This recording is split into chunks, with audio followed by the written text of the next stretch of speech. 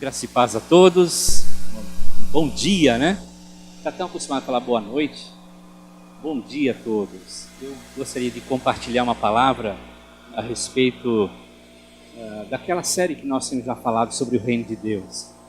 Nós já falamos sobre uma mente transformada pelo reino de Deus. Nós já falamos sobre quando o reino toca o mundo, quando o reino invade esse mundo, quando o reino invade a nossa casa. Eu gostaria de falar sobre quando o reino invade a nossa vida. E que o Espírito Santo de Deus esteja abrindo as nossas mentes, trazendo uma revelação a esse respeito. Esses assuntos são fundamentais para a nossa vida, para a nossa existência. E eu creio que nessa manhã Deus pode falar muito com você. E você seja assim uma manhã de revelação, dia especial de Páscoa, onde a sua mente, o seu coração vai se abrir e você vai experimentar coisas profundas a respeito da intimidade com Deus.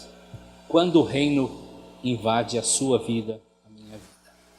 O texto que eu gostaria de compartilhar para introduzir o assunto é Filipenses capítulo 3, versos 20, que diz: somos cidadãos dos céus e estamos esperando ansiosamente o nosso Salvador, o Senhor Jesus Cristo, que virá de lá. Somos cidadãos dos céus. A nossa vida é movida por cultura.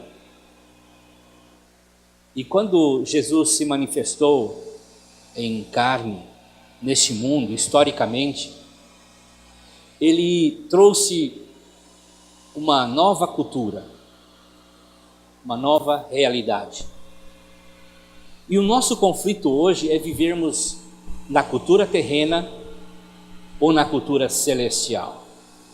Quando Jesus veio, a principal razão dele ter vindo a esse mundo, como Deus esvaziou-se, se tornou homem e amou até as últimas consequências, a razão principal é morrer pelos nossos pecados.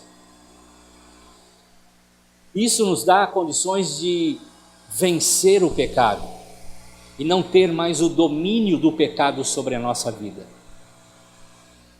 Isso nos dá condições de rompermos com a cultura terrena e começarmos a experimentar a cultura celestial, porque nós somos selados pelo Espírito Santo, porque a vinda dele trouxe também o selo do seu Espírito que habita em nós. E hoje nós podemos viver essa cultura como embaixadores, como representantes, como qualquer embaixada em qualquer país tenha e preserva a sua cultura. E nós precisamos absorver essa cultura para viver como cidadãos dos céus aqui na terra. Em todos os momentos em que Jesus esteve na terra, ele falou aos homens sobre a sua presença, sobre o seu poder, sobre o seu reinado. As boas novas de salvação era o anúncio das boas novas do reino, ou seja, o rei veio. O reino está sendo instalado nesse mundo através dos cidadãos dos céus. O reino toca a terra, toca as casas, porque toca as vidas. O reino veio, as boas novas do reino anunciam a salvação em Jesus, a libertação em Jesus. O rei veio nos libertar, o rei veio nos dar esperança, o rei veio encher nossos corações com a sua presença. E ele reparte isso aos seus discípulos. O rei veio se manifestar com cura, com libertação. E ele reparte aos seus discípulos, e os discípulos absorvem essa visão e escrevem 68 vezes no Novo Testamento a respeito do reino dos céus, o reino de Deus. Em muitas outras ocasiões, eles só falam sobre quando o reino invade uma vida. Eles dão exemplos do toque do evangelho do reino nessas vidas. E os discípulos então agora podem sair e anunciar a mensagem do reino. Os enfermos são curados, libertos, ressuscitados, e os demônios são expulsos. A mensagem do reino é que Jesus, o Rei, veio trazer ordem ao caos. Veio trazer o que acontece no céu, na terra, como relampejos, como alguns momentos que anunciam como vai ser a vida na terra, no céu. E os discípulos compartilham então nos seus escritos, ora anunciando o reino e dizendo claramente sobre o reino, ora comunicando e relatando os encontros do evangelho do reino com as pessoas. Esse reino, essa mensagem é a mensagem sobre o Espírito Santo que habita em nós. O mesmo poder que ressuscitou Cristo habita em nós. Alguns de nós não se deu conta de que nós temos e fomos criados para receber Deus, para conter Deus, para manifestar a presença de Deus, para manifestar o poder de Deus. Ainda muitos de nós não temos dado conta do que Deus quer fazer através de nós, porque ora não se sente digno, ora não se sente capaz, ora não se sente empoderado por essa mensagem do Rei. E Jesus sempre comunicou aos discípulos que eles podiam. Se eles crescem, obras seriam realizadas. O evangelho que Paulo anunciava era o evangelho do poder de Deus, uma manifestação do poder de Deus. Ele diz: vocês farão coisas grandes, eu estou indo para o Pai, e o que vocês pedirem, vocês vão receber, para que o meu nome seja glorificado. Então eu gostaria de falar sobre isso, sobre quando o reino invade a nossa vida, e nós precisamos de uma revelação a esse respeito. Quando o reino invade a nossa vida, nós temos uma consciência da nossa identidade como filho. Essa consciência é revelada. Talvez você tenha uma teologia: eu sou filho de Deus, o Senhor me fez filho. Talvez você tenha um conceito: eu sou filho de Deus, mas vive fora dessa realidade. Nós somos amados por Deus através de Jesus. João 3,16, Romanos 5,8, e você vai encontrar na página da nossa comunidade mais textos falando a esse respeito. Você recebeu o Espírito Santo de Deus que manifesta e confirma essa filiação, Romanos 8, 15 e 16. Você como filho é herdeiro de Deus e co-herdeiro com Cristo, Romanos 8, 17. Você como filho pode ter intimidade profunda, um relacionamento íntimo, onde pode ouvir, ver, sentir no seu corpo a presença de Deus. 1 Coríntios 9, Hebreus 4, 14, enfim. Assim nós podemos viver a realidade da filiação, sem culpa, sem medo, não importando o que as pessoas vão falar de você. Porque como você sabe que você é filho de Deus? Como você sabe que essa realidade não é um conceito, não é uma filosofia, não é uma teologia, é mais do que isso, é uma realidade. Quando você não tem medo. Porque você se sente amado por Deus. Então toda hora que você sente medo, isso significa que essa verdade ainda não se tornou realidade na sua vida. Quando você se sente culpado, essa realidade ainda não se faz presente na sua vida.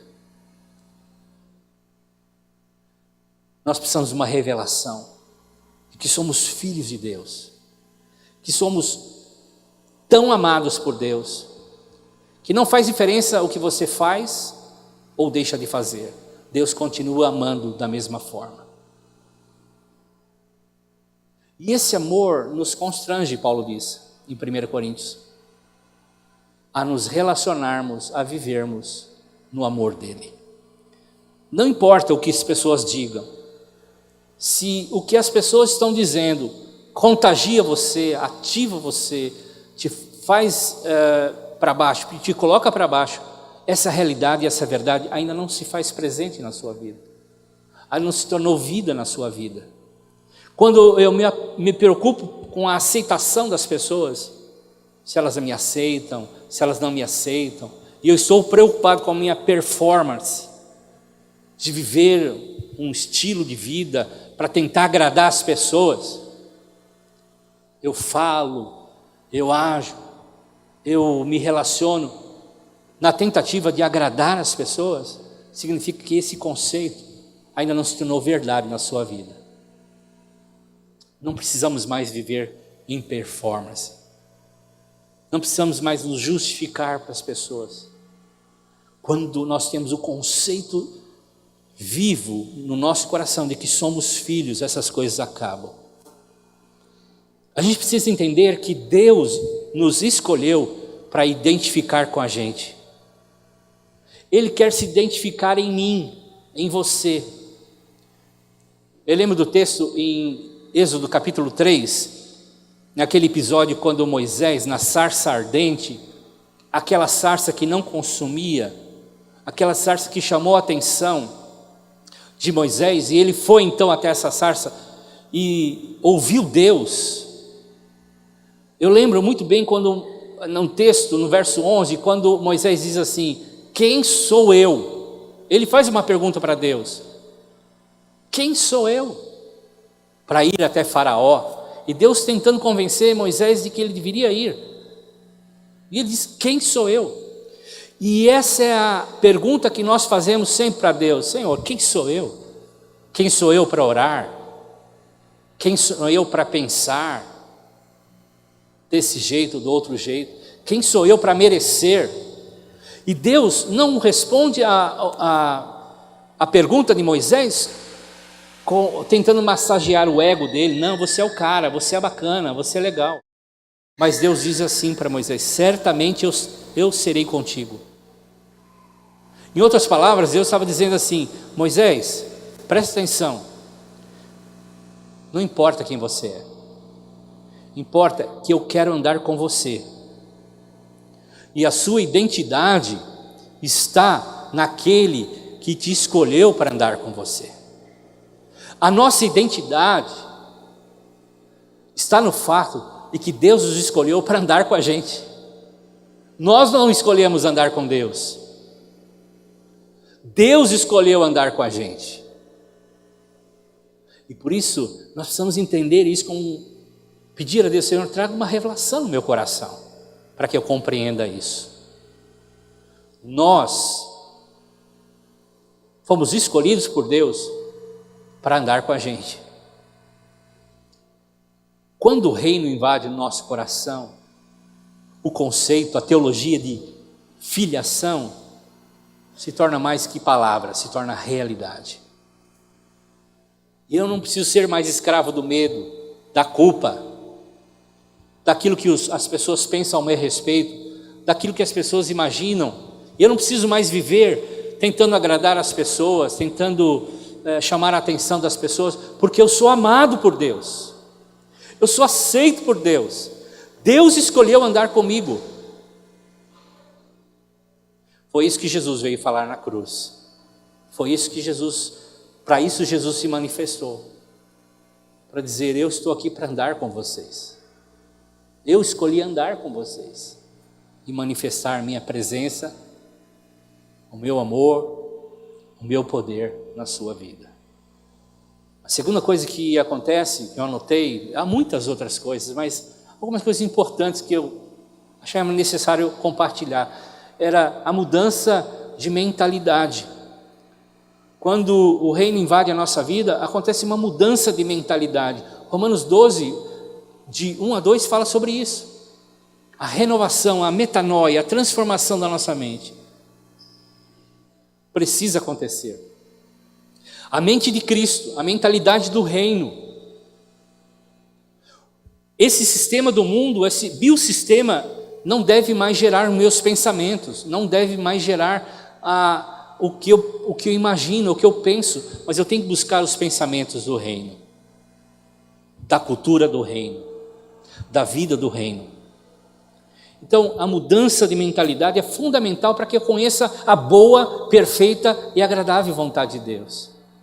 O texto diz: se eu não conheço, se eu não tenho uma mente transformada, eu não vou saber o que é bom, o que é agradável. Eu ainda vou escolher as coisas desse mundo. Eu ainda vou valorizar o que o mundo valoriza. Eu ainda vou ter e me mover e andar segundo o que esse mundo determina. Eu preciso de uma renovação de mente. Eu preciso ter meus olhos abertos. Paulo diz isso em Efésios capítulo 1, verso 18. Ele orava para que os olhos fossem abertos. Os olhos do entendimento fossem abertos. Para que os irmãos pudessem entender o chamado, a esperança, a riqueza da glória da herança dos santos. Conhecer a esperança a qual foram chamados. Conhecer as riquezas da glória pela qual Ele nos chamou. Para ver Deus, para ver as manifestações de Deus, para ver o que os céus abertos, para ver as pessoas como Deus olha, para enxergar o outro como Deus enxerga. Como Deus enxerga? Ele enxerga como em Apocalipse. Quer ver como nossos olhos precisam ser convertidos? Precisam ser abertos? A nossa mente precisa ser aberta? Quando nós pensamos de uma pessoa, pensamos em uma situação que nos choca com o reino, no sentido de que nós julgamos, nós condenamos, nós pensamos mal. Isso é a mentalidade desse mundo.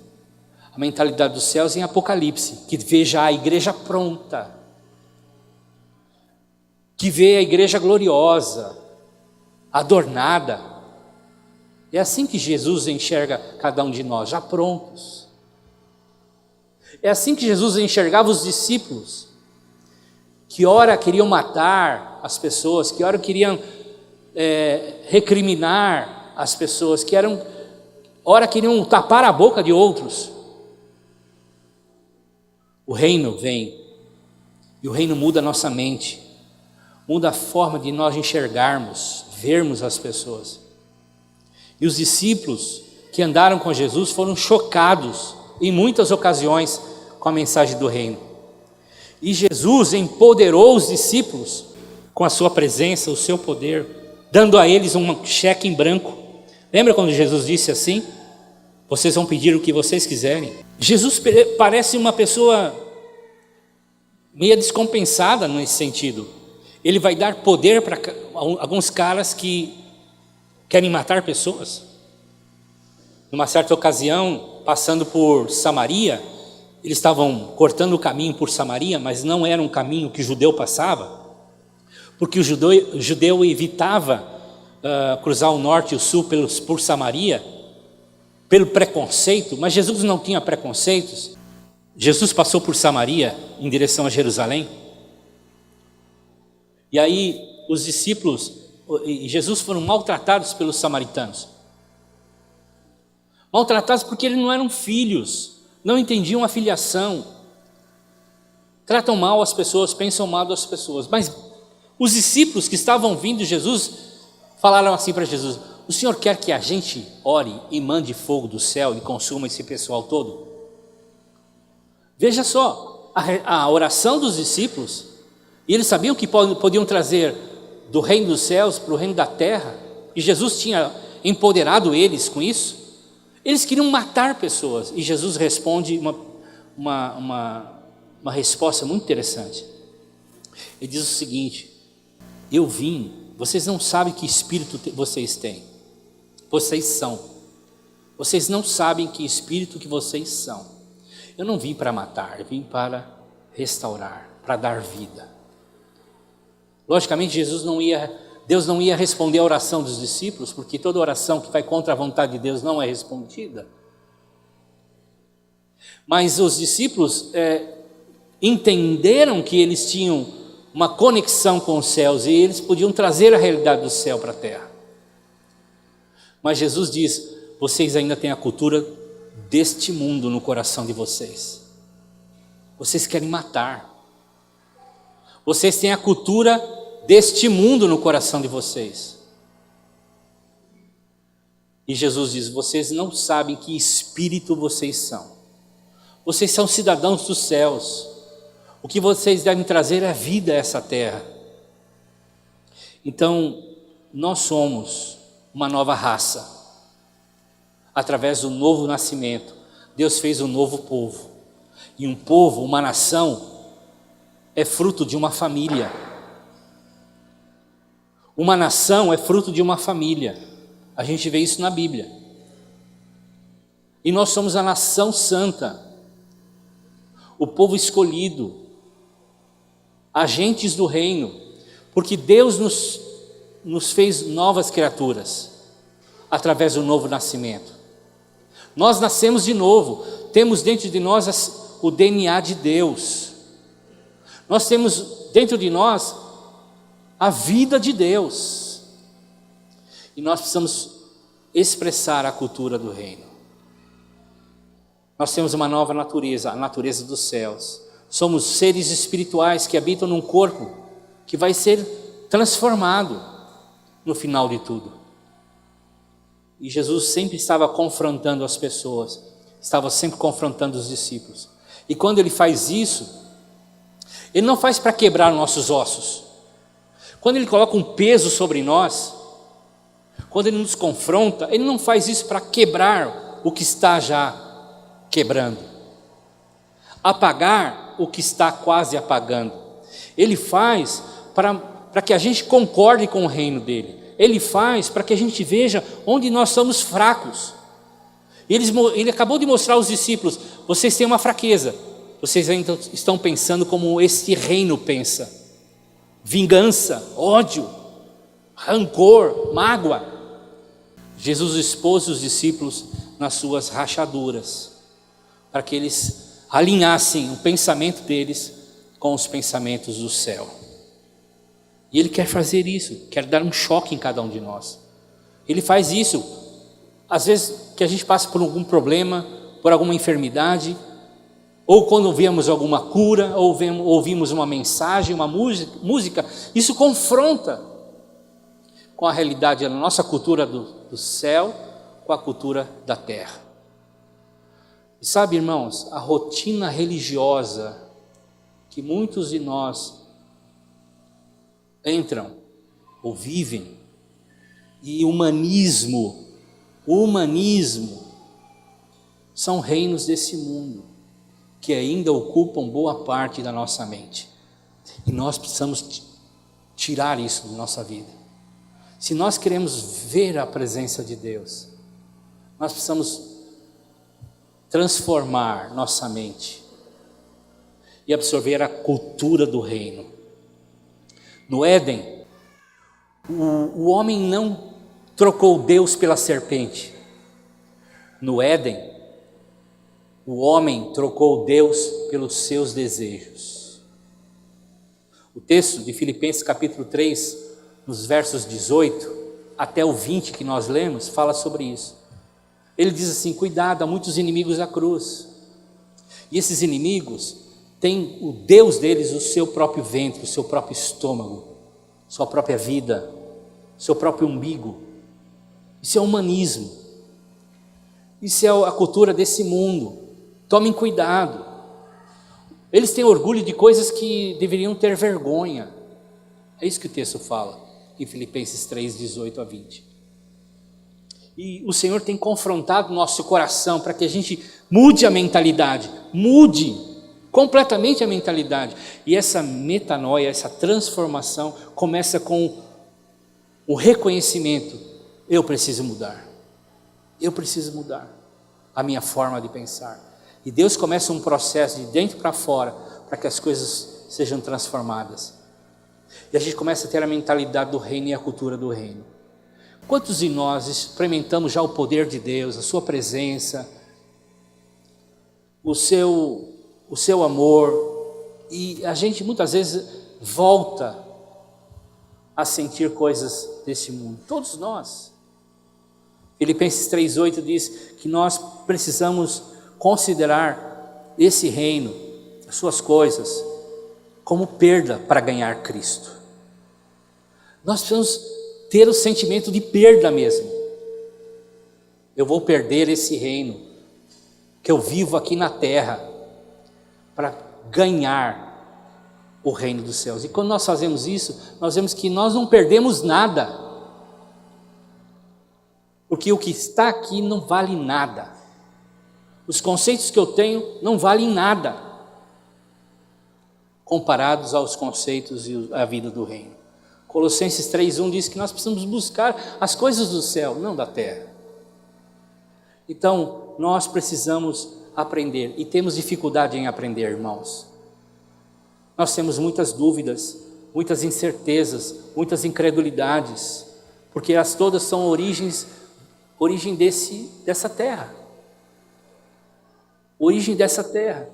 E Jesus confronta o reino terreno, e confrontava o reino terreno direto com os discípulos. Ele dizia assim: vocês não entendem o que é perdão,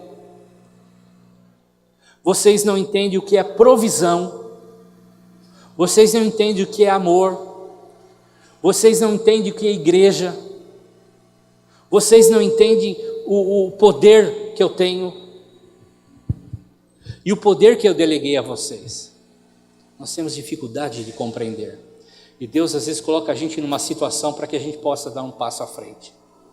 Quando os discípulos, eu preguei isso algum tempo atrás, sobre Marcos 8, quando Jesus estava com os discípulos num barco, eles estavam com fome, eles tinham acabado de ver a multiplicação dos pães. Jesus pergunta para eles: vocês não entenderam nada, vocês não viram nada, vocês não escutaram uma palavra que eu dei para vocês, vocês não lembram de nada que já fiz.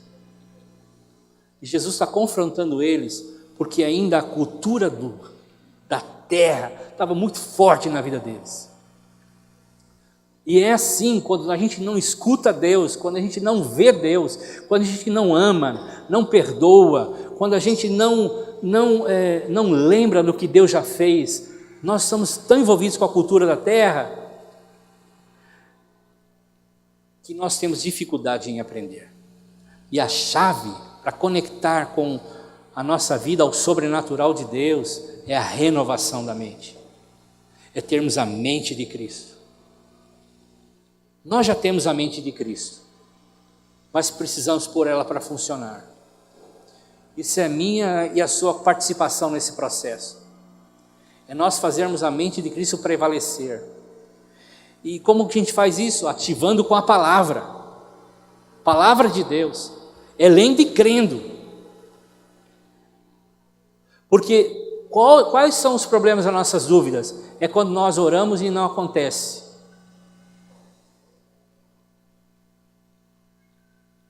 E nós ficamos sem saber o que fazer. A Bíblia fala: continue orando até que aconteça.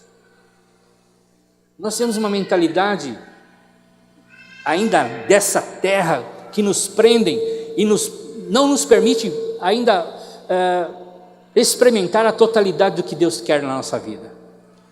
Ative pela palavra de Deus, ative pelos testemunhos, leia os testemunhos que a Bíblia fala para você, os testemunhos que você vê ao seu redor. Ative isso com testemunho. Salmo 119, 24 diz que eles são os conselheiros nossos.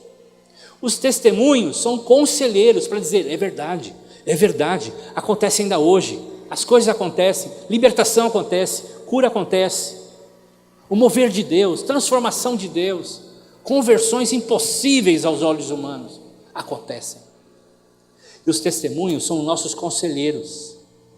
Salmo 119, 24 fala. Então, a gente tem que ter consciência da presença dele em nossa vida. Muitos crentes não conhecem a Deus porque não guardaram e não guardam a presença de Deus. Não guardem em suas orações a presença de Deus. Só ativam a presença de Deus na célula, na reunião de célula, numa reunião de oração, no culto. A presença de Deus deve ser ativada a todo instante na minha e na sua vida. A consciência da presença de Deus, através de uma mente transformada. Eu creio. Eu lembro dos seus testemunhos que me dão esperança. Eu tenho a palavra na minha boca, na minha mente, que vai me dar certeza que as coisas vão acontecer, de que eu sou amado por Deus, e que Deus pode me usar de fato. Enquanto a nossa mente pensar fora do reino de Deus, nós seremos levados pelas circunstâncias, pelas emoções, facilmente, como um barco sem a sua direção, empurrado por ventos. Nós precisamos experimentar mais de Deus para compreender a boa, perfeita e agradável vontade de Deus. Nós precisamos ter uma mente transformada para que a gente conheça e veja a manifestação de Deus. Conhecer Deus sem limitações, sem restrições. A gente é expert em colocar Deus numa caixinha e dizer Deus opera em 9 dons, está lá na Bíblia. Mas a Bíblia foi nos dada apenas como uma direção para entender Deus. Ela não contém Deus. Deus é maior que a Bíblia. Deus é maior que a Bíblia. Os 9 dons é só para dar uma dimensão de que Deus pode fazer, mas Ele pode fazer além dos 9. Deus habita no alto e sublime torno e faz o que Ele quer, o salmista disse. Então nós precisamos parar de encaixotar Deus, entender o amor que Deus tem por nós, renovar nossa mente, nosso entendimento a respeito disso, guardar a palavra e o testemunho no nosso coração que vai ativar a presença de Deus. E por último, quando o reino invade as nossas vidas, há mudanças profundas. Ao Zaqueu que desce da árvore, que quer ver Deus, da figueira, que é símbolo de fruto, de nova vida, de conversão, e vai e diz, não, eu quero restituir a quem eu roubei. Há mudanças e transformações profundas num viciado, num endemoniado, lá em Gadara, em Decápolis, que era o endemoniado mor da cidade, que vivia nos túmulos, que todo mundo conhecia, e foi liberto por Jesus. E aquelas 10 cidades daquela região conheceram Deus através do testemunho de libertação daquele homem. É a mulher que vai até Jesus e unge os seus pés, a mulher pecadora que se converte. Jesus não deu uma palavra sequer, mas a presença de Deus, a presença de Jesus já é suficiente para levar a uma conversão. É os mágicos lá em Atos que vão e queimam os seus livros caríssimos, livros de magia, poucas pessoas tinham, e eles vão e queimam. Eles querem Deus, eles acharam algo melhor, uma cultura melhor, a cultura da mágica, a cultura, aquilo lá, eles consideraram como nada, tanto é que queimaram tudo, destruíram. É Paulo, o perseguidor da igreja, que se torna agora o apóstolo entre os gentios, o mártir. Está pronto a morrer por Cristo. É o que ele escreve em Efésios, aquele que mentia, não minta mais, pelo contrário, fale sempre a verdade. É a transformação do reino, da cultura do reino. Aquele que roubava, não roube mais, pelo contrário, trabalhe e doe o que ganhou. Ele diz, aquele que ira e peca, agora pare de pecar e seja um pacificador. Aquele que tinha a sua boca usada por mal, com fofocas, palavrões e outras, comecem a usar a boca para edificação. Isso está em Efésios capítulo 4. Aquele que tem amargura, ódio, rancor, gritaria, insulto e maldade, agora seja bom, atencioso e perdoador. A cultura do reino invadindo uma pessoa transforma essa pessoa, transforma. É o biossistema do reino que se retroalimenta. É o que Tiago capítulo 1 fala: alegre-se nas provas, porque elas vão gerar fé, e a fé vai gerar perseverança, e a perseverança maturidade, e a maturidade integridade. É o biossistema do reino sendo instalado no nosso coração, tomando cada parte do nosso ser, mudando de dentro para fora. Nós somos cidadãos do reino, nós somos embaixadores do céu, e Deus quer fazer coisas novas na nossa vida. Nós precisamos, e Ele procura embaixadores, Ele procura filhos abertos para ouvir as suas orientações, que nós somos responsáveis em trazer a realidade dos céus para a terra hoje, e os céus estão abertos esperando o amém nosso. É o que Paulo fala em 2 Coríntios capítulo 1, verso 20. Quantas são as promessas feitas por Deus, tantas tem em Cristo o sim. Por isso, por meio dele, o amém é pronunciado por nós para a glória de Deus. Deus já disse o sim nas suas promessas. Deus já disse o sim, entenda isso. Deus já disse o sim. Os céus já disseram sim. E o céu aguarda o nosso amém. Vocês estão entendendo isso? Dan McClellan diz isso: os céus esperam o amém da terra. Mateus 18 a 20, ele diz isso: o que será ligado na terra será ligado no céu, o que será desligado na terra será desligado no céu. Meu Pai se alegra em responder a oração de vocês. Nos céus existem ideias, soluções, inovações, sonhos que você e eu jamais sonhamos. Os céus têm soluções, têm inovações, têm negócios que ainda nós não pensamos.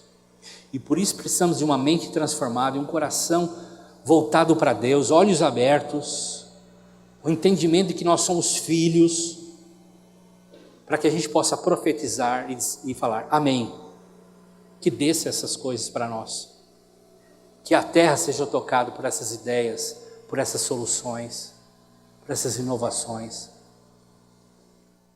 É ver como Deus vê, e Deus é grande, e colocou coisas grandes dentro de nós.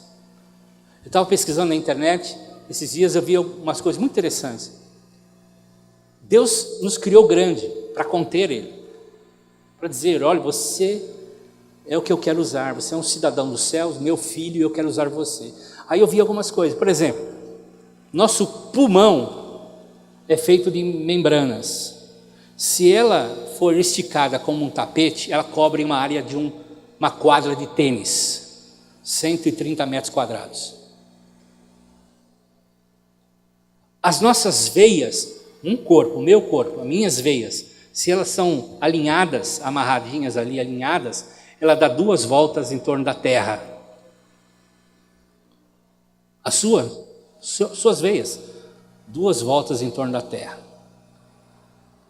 Se o DNA nosso é colocado em alinhamento, o DNA de cada célula nossa, no nosso corpo, de cada parte dele, é colocado em alinhamento, dá 67 vezes a distância entre a terra e o sol. Entre a terra e o sol. Nós fomos feitos grandes. Deus entregou a vida do seu Filho. E quando nós entregamos a vida a Ele, Ele pega a nossa vida, irmãos. Ele é bom nisso. Ele pega. Ele possui a nossa vida. E a gente pode se mover nele. E através dele. Você é filho de Deus. Ele confia em você. Ele quer que você participe com Ele, seja um cooperador dEle. 1 Coríntios 3:9. Seja um cooperador. Quando nós entendemos a filiação, entramos numa estação que muitos chamam de permissão. É quando Deus permite que você sonhe e você realize como um filho dele. Porque você já está com a mente de Cristo. Porque você já sabe quem você é nele. E as suas ações refletem o reino de Deus. Então essa permissão de ser um cooperador, de fazer coisas, de operar, Ele vai te abençoar. Esse é um tempo onde todos nós somos embaixadores, sacerdotes, profetas. E Deus quer fazer, e já está fazendo, coisas novas, tremendas, poderosas, através de nós. Ele quer nos usar. E cada um de nós pode ver, falar, agir, para liberar, ligar as bênçãos dos céus na terra. Porque o Espírito que habita em nós é o mesmo que ressuscitou Jesus. É o mesmo que ressuscitou Jesus.